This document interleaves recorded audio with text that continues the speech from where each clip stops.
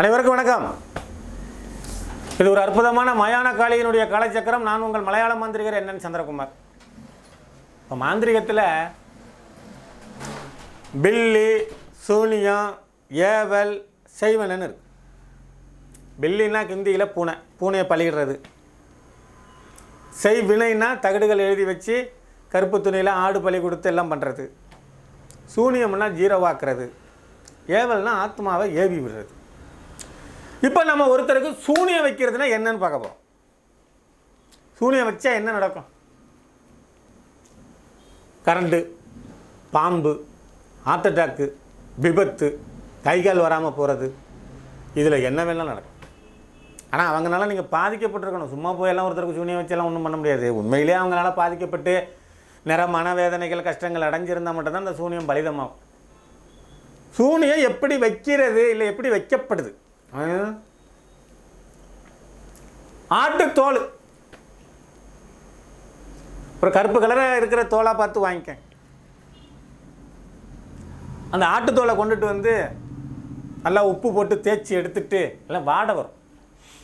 உப்பு போட்டு தேய்ச்சி எடுத்து தண்ணி ஊற்றி கழுவிட்டு, என்னைக்கு சனிக்கிழமை செய்ய நல்லது.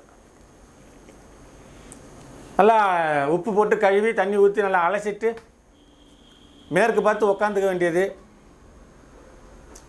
அந்த ஆட்டுத்தோலை நல்லா விரித்து அதை சுற்றி 9 முளை வேப்பங்குச்சியால் ரெடி பண்ணணும். வேப்பங்குச்சி இருக்குல்ல, அதில் வந்து முளை ரெடி பண்ணிக்கங்க.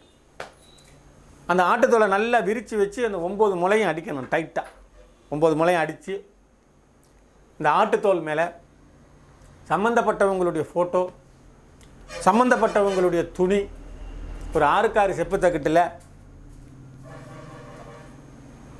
குட்டி சாத்தானே பகவானே நமக, இல்லை வேதாளம், கைக்கருப்பு, யக்ஷினி, மோகினி, காட்டேரி, இப்படி ஒரு பேரை எழுதி சம்மந்தப்பட்டவங்களுடைய பேர், தாயார் பேர், ராசி, நட்சத்திரம், குலதெய்வம்லாம் எழுதி,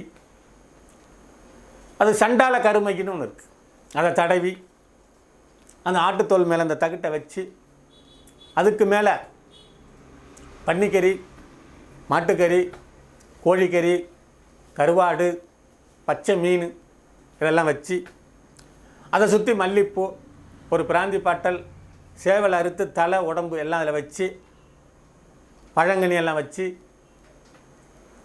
மீன் பொரிச்சது இல்லை சிக்கன் பொரிச்சது இதெல்லாம் அதில் வச்சு, அப்படியே அந்த 9 முளையையும் பிடுங்கணும்.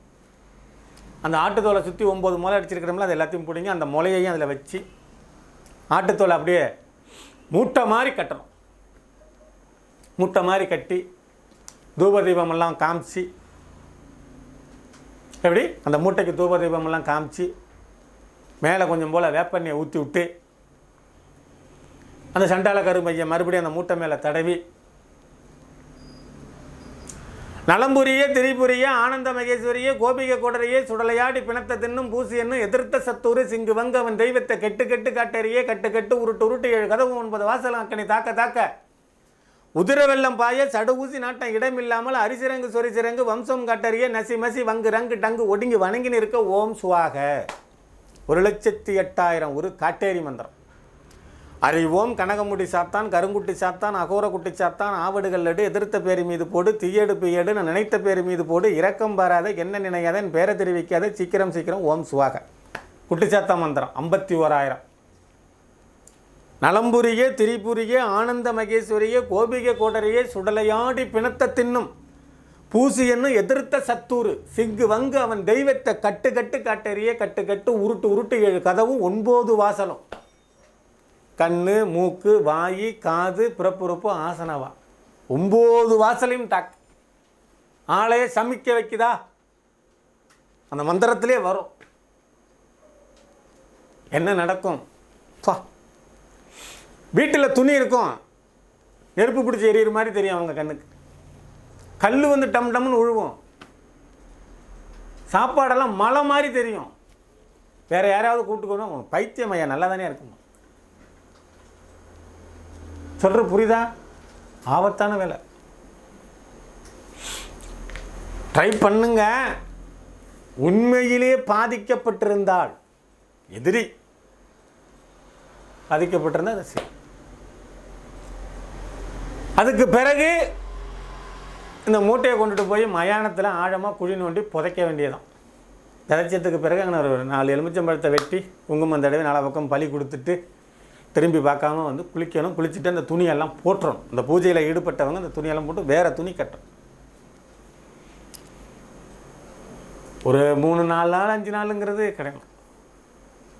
அவ்வளோ எதிரிக்கு என்ன வேண்டுமானாலும் நடக்கலாம்.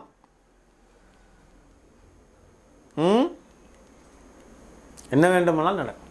இதான் சூனியம் வைக்கிறது. இப்படி வச்சாச்சுன்னா இதில் இன்னும் நிறைய படையல் முறை இருக்குது, மை பயன்படுத்துகிற முறைகள் இருக்குது, மந்திர உச்சாரணங்கள் இருக்குது, ஆசனம், திசை, தர்ப்பப்பாய், மாம்பலகை, இப்படி பல வகைகள் இருக்குது.